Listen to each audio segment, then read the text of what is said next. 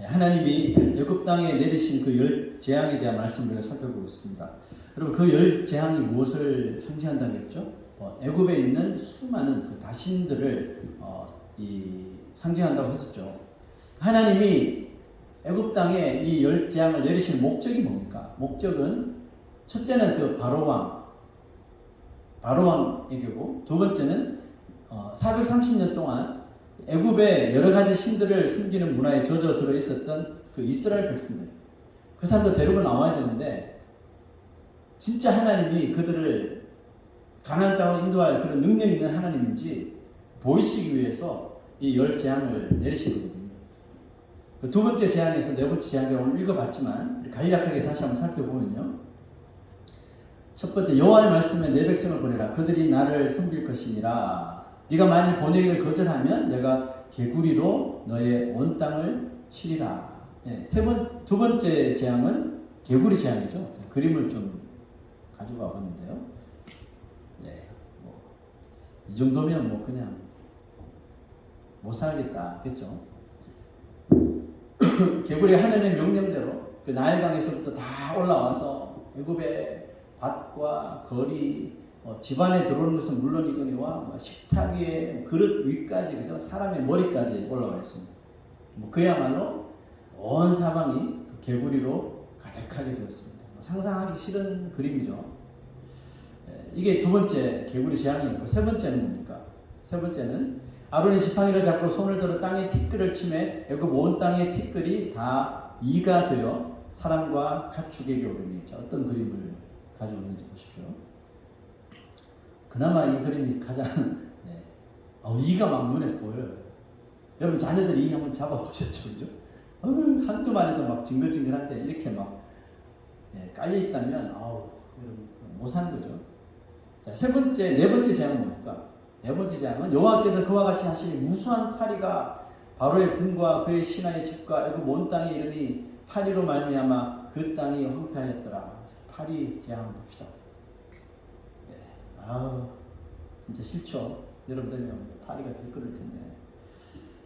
자, 여러분 바로 이 개구리 또 이 파리 재앙이 보여주는 이런 공통점을 발견했습니까? 다시 한번 보여드릴게요. 파리고 이고 개구리. 공통점 찾아보세요. 개구리, 이, 파리. 공통점 뭘까요? 공통점은 아주 많다는 거죠. 한두 마리가 아니라 셀 수 없이 많이 나타나게 하셨다는 것이죠. 애굽 사람들이 개구리나 이나 파리를 신으로 섬긴다고 그랬잖아요. 아주 귀하게 보신다는 거예요. 신으로 섬기는 것은 그것들을 섬김으로 인하여 무엇을 받는다고 생각해요? 다산의 축복과 풍요로운 복을 얻게 될 것이라는 그 믿음 때문에 이런 파충류와 곤충들을 또 아주 백해무익한 이 같은 것들을 섬긴단 말이에요. 그래서 하나님은 그래? 너희가 복으로 여기는 이 신들을, 너희들 그렇게 좋아하는 이 신들을 내가 엄청나게 많이 한번 줄 테니 정말 이것들이 너희들에게 복을 주는지 아니면 너희에게 복이 되는지 한번 너희 스스로 한번 판단해 봐 하시면서 이 개구리, 이 파리를 한두 마리가 아니라 엄청나게 막 이 애굽 사람들에게 몰아서 보내주신 거예요. 애굽 사람들이 보세요. 뼈저리게 경험하겠죠. 개구리.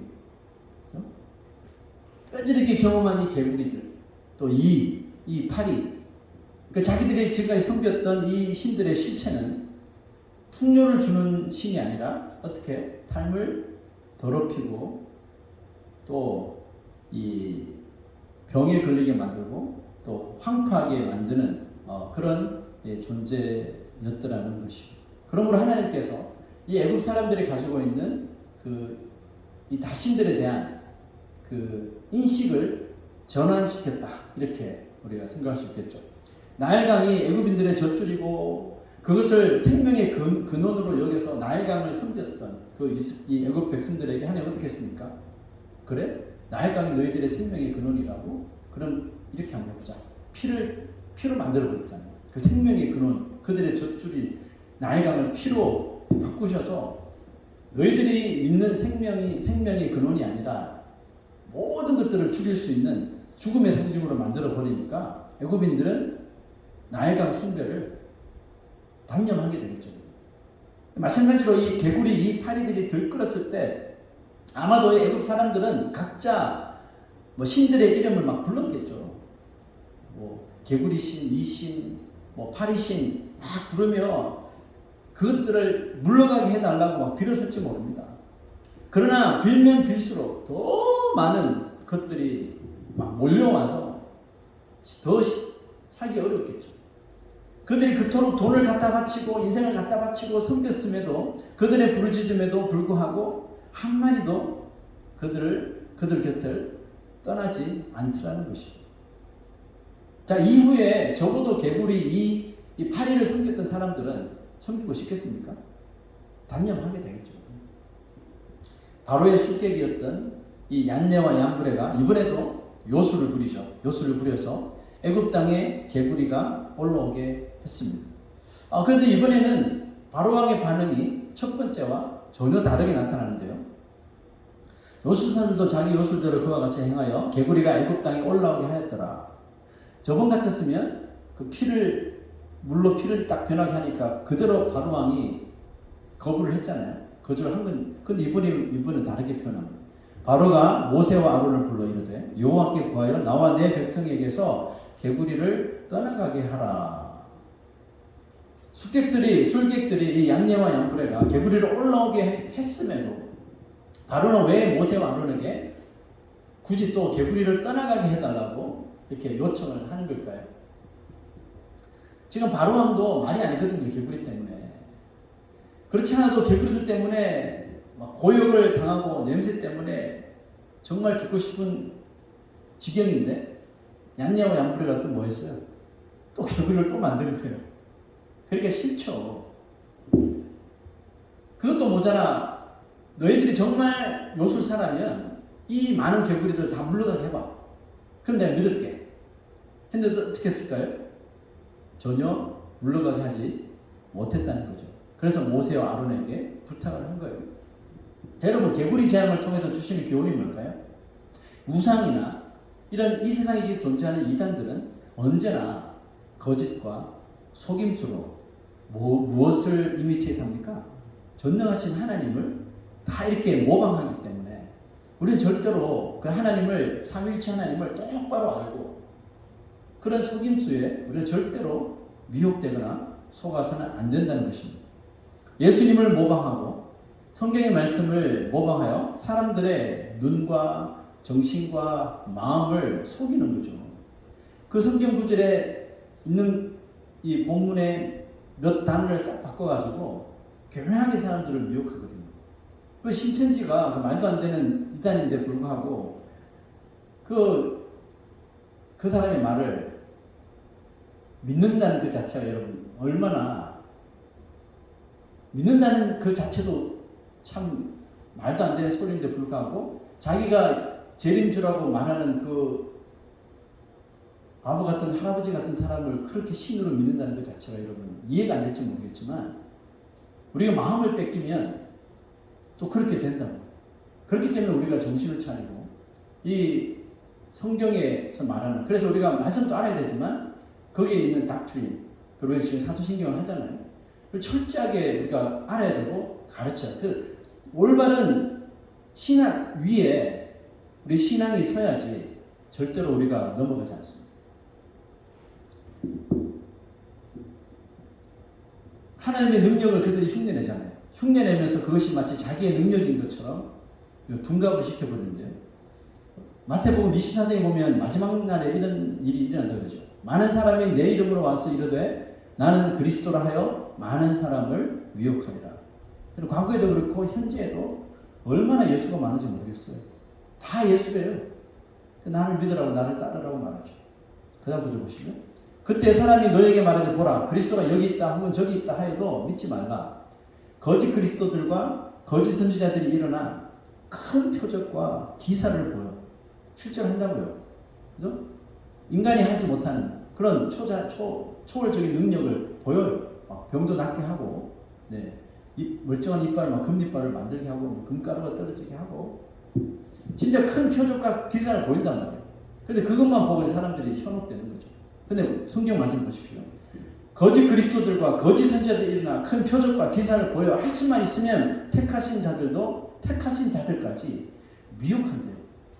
교회 잘 다니는 사람들까지 다 꼬여가지고 정신 나가게 해서 다 믿지 못하게 만든다는 거죠. 근데 여러분 아무리 이렇게 가짜가 설치고 파면쳐도요, 진짜가 딱 나타나면 그 진짜가 무엇인지 우리가 확실히 안다면 그 가짜는 한순간에 무너지게 되는 겁니다. 자, 그 다음 구절 한번 보시죠. 사도행전을 보면 하나님이 바울의 손으로 귀신을 쫓아내는 놀라운 능력을 행하게 하시죠. 예수 이름으로. 그런데 어떤 이들이 바울을 따라 자기들도 예수 이름으로 이런 능력을 하려고 흉내를 냅니다. 자, 그 사람들 보시죠. 유다의 한 제사장 스게와의 7 아들도 이 일을 행하더니 악귀가 대답 그렇게 한 거죠. 바울처럼 예수 이름으로 명하노니 귀신 안 물러가라 뭐 한 거예요. 그랬더니 악귀가 이렇게 말합니다. 내가 예수도 알고 바울도 알거니와 너는 누구냐? 너희는 누구냐? 예수 이름만 갖다 붙이면 다 능력이 나올 것 같냐? 하면서 악기 들린 사람이 그들에게 뛰어올라 눌러 이기니 그들이 상하여 벗은 몸으로 그 집에서 도망하는지라. 요술사들이 모세와 아론을 흉내잖아요. 물로 피도 만들고 또 무슨 짓을 했는지 모르겠지만 이렇게 속여가지고 개구리도 나오게 하고요.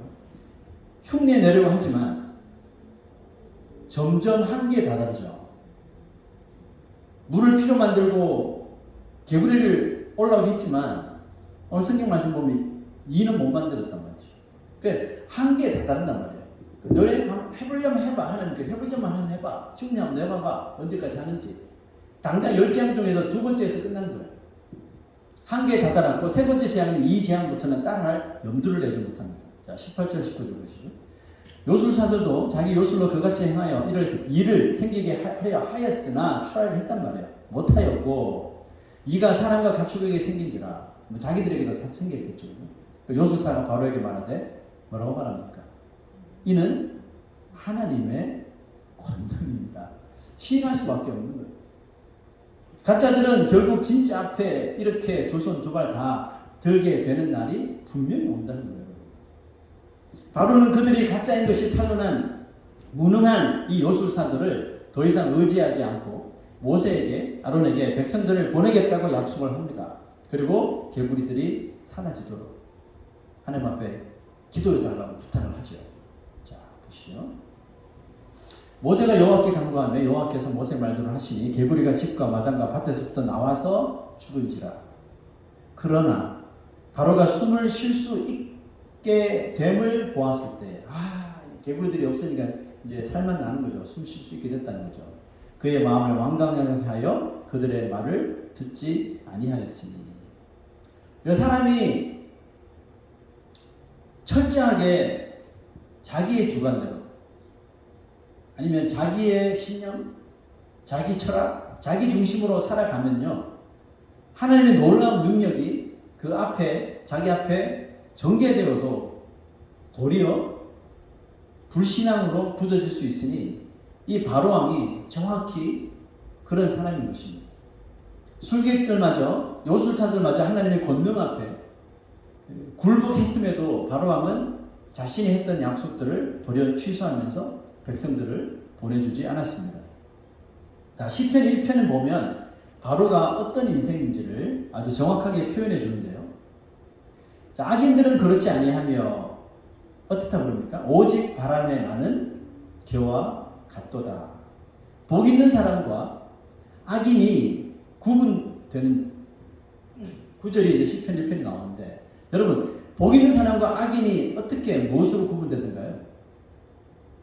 그들을 차이를 만드는 것이 바로 무게였습니다. 무게의 차이였어요. 복 있는 사람은 자기 중심적인 악인의 꾀를 따르지 않고 그들과 자리도 같이 하지 않죠. 그 대신 하나님의 말씀을 믿고 하나님의 말씀 중심으로 살기 때문에 그 말씀이 그들 인생의 뿌리가 내리게 되잖아요. 뿌리가 되어 그 인생을 중심을 잡아주고, 흔들리지 않아요. 중심을 잡아주고 삶 속에서 많은 열매를 많이 맺으니 그 무게 때문에 흔들리지 않는 것입니다. 그 반면에 악인들이 바람에 나는 겨와 같은 이유는 뭡니까? 삶을 지탱해주는 이 말씀에 뿌리가 없기 때문에 무엇을 판단할 기준이 없어서 이쪽에서 뭐라 하면 이쪽으로 가고 저쪽에서 뭐라 하면 저로 가고, 그렇죠? 이리저리 먼지처럼 흩날리는 것입니다. 열심히 그의 자신들의 그런 인간적인 이 중심으로 열심히 성을 쌓아봤자 결국은 쌓는 것이 모래성인 거죠. 바람 휙 불어버리면 다 허물어지는 거죠. 바로왕이 백성들을 보내 죽이노라 그렇게 약속을 몇 번이나 하잖아요. 몇 번이나 했으면서도 계속적으로 어기는 것을 보면서 이 바로라는 사람이 바람에 나는 겨와 같은 인생이구나 이게 느껴지더라고요. 바람 부는 대로 이렇게 저렇게 무기 없이 막 날아다니는 것이 마치 세 번째 재앙이었던 이와 같아 보였어요. 하나님께서 이 재앙을 무엇으로 만드셨습니까? 보시죠. 그들이 그대로 행할세 아론이 지팡이를 잡고 손을 들어 땅에 티끌을 치매 애굽 온 땅의 티끌이 다 이가 되었다. 그 더스트 먼지죠. 저 티끌은 먼지입니다. 여기도 먼지 많겠죠, 여러분. 눈에 잘 보이지 않아도 아무리 닦고 청소해도 우리 눈에 보이지 않게 존재하는 것이 바로 이 더스트잖아요. 바로왕은 그저 위기를 넘기기 위해서 자신 마음에도 없는 약속을 했지만 그 위기가 넘어가자 또 모르쇠로 나오고 카멜레온처럼 얼굴색을 순식간에 바꾸어 버렸습니다. 비록 거짓 약속으로 위기를 모면했을지 모르지만 하나님과의 약속을 정말 이 눈에 날리는 이 먼지처럼 우습게 여기는 사람은 결국은 그 우습게 여기는 대가를 반드시 치르게 되는 날이 오고 말죠. 자, 여러분, 이것이 바로 이 재앙이 주는 교훈입니다. 인류의 첫사람인 아담도 하나님과의 약속을 어기잖아요.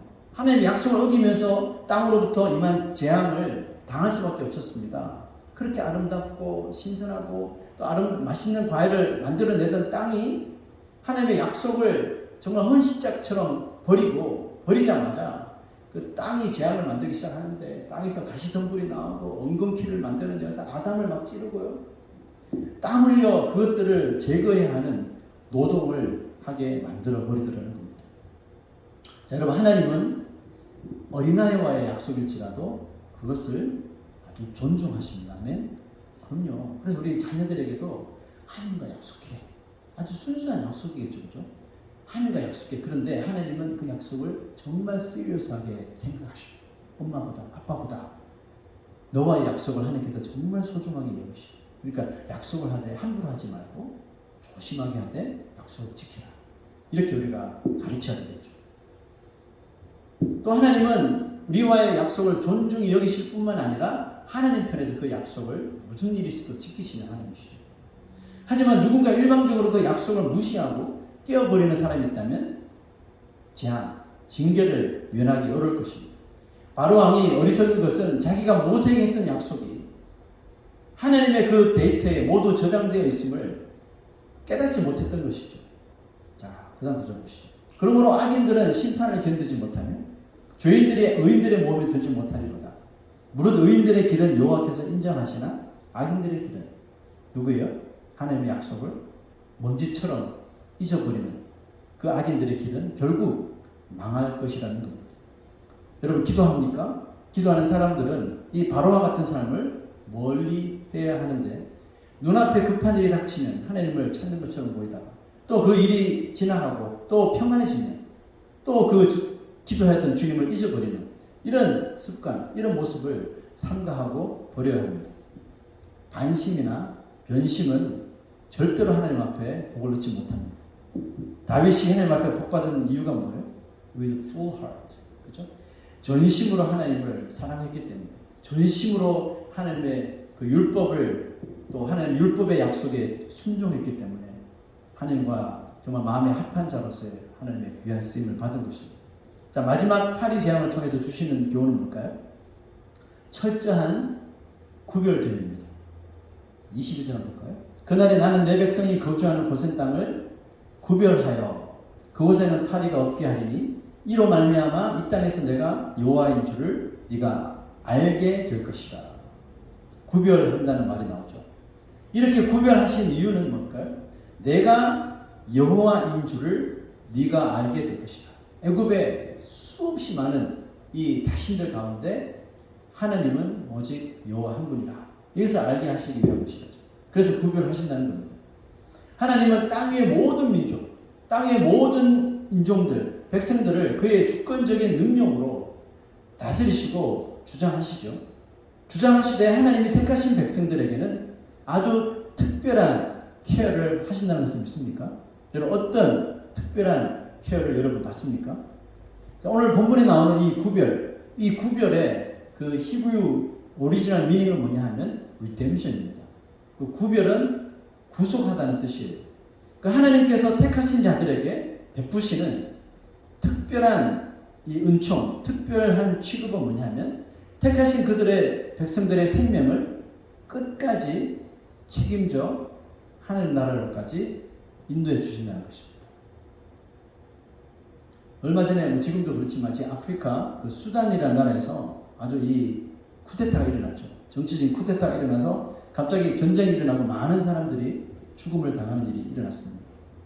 자, 쿠데타가 일어나고 전쟁이 터지자마자 각 나라가 무슨 일을 했습니까? 각 나라는 정말 재빠르게 수단에 살고 있는 대사관이나 대사관 가족들 아니면 자국민들을 수단에서부터 데리고 나오기 위해서 여러 가지 방편들을 만듭니다. 그런데 가만히 보니까요, 이 국력이 강한 나라일수록 더 빨리 그리고 더 안전하게 자신들의 이 백성들, 민족들을 사람 자국민을 데리고 나오기 위해서 모든 힘을 다 동원하는 것을 보았어요. 그 중에는 미국이 있고 한국도 거기 있고. 근데 여러분 힘이 없는 나라도 있어요. 힘이 없는 나라에서도 수단에 사는 사람도 있을 거 아니에요. 힘이 없는 나라는 자국민이 거기서 총을 맞아 죽든지 살든지 별로 관심이 없어요. 힘이 없어서 그렇겠지만 별로 관심이 없기 때문에 살고 싶으면 너희들 스스로 빠져나오는 길밖에 없다. 여러분 구별됨이 보입니까? 바로왕을 한번 보십시오. 오직 자기뿐이에요. 백성들은 개구리 이 파리의 고통을 당하는데도 여호와가 하나님이심을 인정하기 싫은 거예요. 왜요? 자기가 신이라고 믿으니까. 자기가 라이징 선이라고 믿으니까.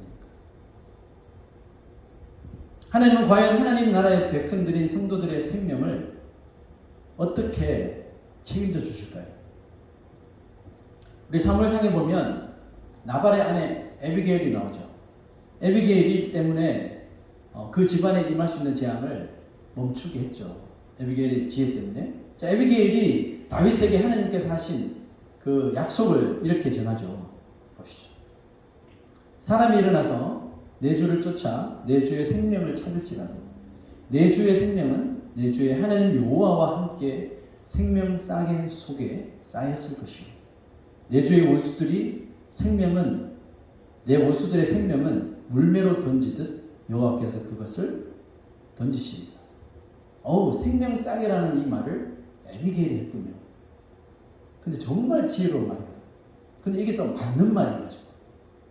다윗의 입장에서 이 말이 얼마나 그 마음에 터치가 되었을까요? 내 주의 생명은 내 주의 하나님 여호와께 생명 싸개 속에 쌓였을 것이요. 내 주의 원수들의 생명은 물매로 던지듯 여호와께서 그것을 다 던지시리다. 여기서 생명 싸개 영어로는 보니까 The bundle of the living 그랬어요. 생명 주머니라는 뜻이겠죠. 캥거루가 자기의 새끼를 그 주머니 안에 딱 넣듯이 생명 주머니라는 뜻으로 하나님이 살리시기로 작정하신 인생들을 하나님의 그 주머니, 그 싸개에 딱 싸서 완전히 그리고 철저하게 하나님 나라에 들어가는 그날까지 보호하신다는 엄청나게 멋진 약속인 거죠. 아멘. 이 세상에 어떤 나라가 이보다 더 안전하게 자국민을 보호할 수가 있겠습니까? 우리 하나님은 이처럼 악한 마귀의 손길들로부터 당신의 자녀들의 생명 싸게 서서 철저하게 끝까지 지켜주신다고 약속하시는 것입니다. 그러면 여러분이 하나님을 진심으로 믿는다면 하나님의 약속을 소중히 여기실 뿐만 아니라 약속한 바는 꼭 지키시기를 부탁드립니다. 여러분, 이 땅이 개구리, 이 파리와 같은 존재로 믿는 자들을 미혹할 때 거기에 속지 마십시오. 거기서 어떤 일을 벌이고 어떤 기적을 만들더라도 이건 하나님 말씀이 아니야 하면 그냥 그들도 보지도 마세요. 말을 섞을 필요도 없는 거예요. 저번 주에 우리 집에 여호와 증인들이 찾아왔더라고요. 그래서 제가 딱 느낌이 그래서 여호와 증인이한테 그럴 때 우리는 안녕히 가세요 보내버렸어요. 말 섞을 필요도 없어요. 말을 뭐하러 섞어요? 분명히 하나님 말씀 없는 것들을 나한테 전하려고 할 텐데, 그죠? 내가 목사라 하면 더 덤비겠죠. 매일같이 찾아올 거예요, 그죠? 그래서 제가 신분도 밝히지 않고 그냥 조심히 가라고 그냥 바로 거두 정리하고 끝내버렸어요. 그렇게 하셔야 돼요. 헷갈릴 필요 없어요. 우리 하나님의 말씀에 중심을 딱 잡고 서 있으면 헷갈릴 필요 없으면 다 보이거든요. 그래서 우리가 하나님의 말씀, 이 신학적인 이 교리들을 정확하게 우리가 숙지를 하고 있어야 하는 것이죠. 그러므로 이 개구리, 이 파리와 같은 존재들이 우리들을 미혹할 때 흔들리지 않도록 오직 진리이신 예수 그리스도만을, 또 그의 말씀만을 굳게 바라보시기를 축원합니다. 이 땅이 악한 죄악으로 인하여 황폐하여질 때도 하나님의 약속은 결단코 무너지지 않으며 오히려 택하신 또 믿는 자들을 다 구별하여, 그죠? 방어벽을 치듯이 바리케이드를 쳐서 구별하여 지켜낼 것으로 믿습니다. 마지막으로 이 구절을 읽고 마칩니다. 시작. 그러므로 깨어 있으라. 어느 날에 너희 주가 임할는지 너희가 알지 못함이니라. 준비하고 있으라. 생각하지 않은 때에 인자가 오리라. 아멘.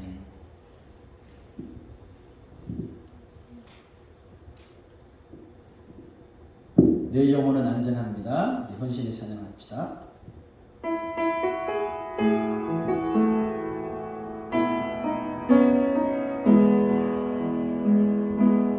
내 아버지 그 품 안에서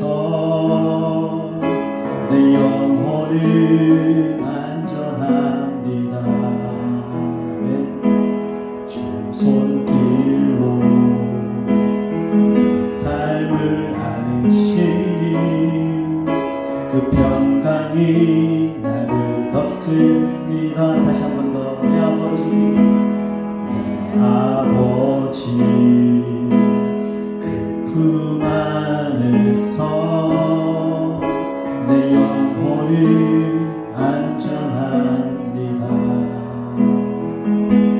주 손길로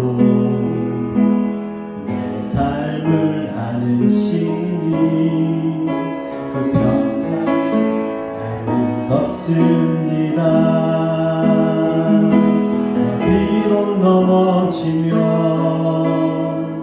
흔들리지만 주 내 안에 거하며 나를 붙드시니 내 생각을 주께로 돌리고 주시는 평강의 옷을 입습니다. 주 약속 안에서 내 영혼 평안해. 내 뜻보다 크신 주님의 계획 나 신뢰해. 두려움 다 내려놓고 주님만 의지해. 주 안에서 내 영혼 안전합니다. 주 약속 안에서, 주 약속 안에서 내 영혼 평안해. 내 뜻보다 크신 주님의 계획 나 신뢰해. 두려움 다 내려놓고 의지해. 주 안에서 내 영혼 안전한. 다시 한 번 더. 주 약속 안에서 내 영혼 평안해. 내 뜻보다 크신 주님의 계획 나 신뢰해. 두려움 다 내려놓고 주님만 의지해. 주 안에서 내 영혼 안전합니다. 내 영혼 안전합니다. 주 안에서 내 영혼, 주 안에서 내 영혼 안전합니다. 아멘. 우리 다 같이 머리 숙여 오늘 이 불렀던 이 찬송 잘 생각하고 또 오늘 주신 이 개구리 이 또 파리 재앙을 통해서 주신 이 세 가지 교훈을 우리가 잘 마음에 담고 오늘 주님 주신 그 약속 우리가 변치 않고 그것이 무엇인지 날마다 깨달아서 하나님의 말씀 중심으로 살아가야지 하나님을 모방하고 여러 가지 이적을 일으켜서 믿는 자들을 택하신 자들을 미혹하는 것에 우리가 넘어가지 않는 것입니다. 우리가 그것들을 보면 볼수록 더욱더 우리가 말씀에 불을 켜고 하나님의 말씀을 보아야 되고 중심을 잡아야 되고 오직 말씀 중심, 예수 그리스도 중심, 하나님 중심으로 살아갈 때 우리가 그 모든 숱한 이 유혹들, 미혹들을 이겨낼 수 있으리라 믿습니다. 그 약속 믿고 흔들리지 않고 나아갈 때 하나님께서 특별히 우리를 취급하셔서 구별해 주실 줄로 믿습니다. 생명 싸게 우리의 생명을 붙들어 놓으시고 하나님 나라에 갈 때까지 우리를 이 땅 가운데서 지켜주시는 것입니다. 오늘 이 것들을 우리가 교훈 삼아 오늘 그 믿음으로 살아가게 해달라고 우리 다시 헌신하며